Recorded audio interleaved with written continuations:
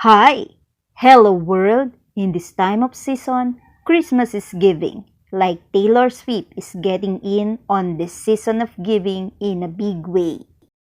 Entertainment Tonight has learned that Taylor gave out a whopping $197 million in bonuses to those working with her over the courses of the Eras tour.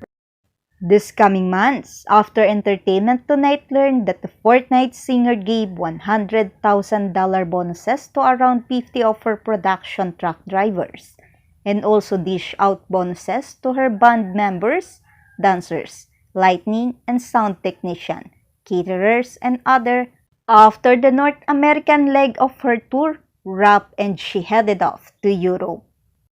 Since then, the Eras Tour has become the highest grossing tour of all time, enjoying over $2 billion in ticket sales.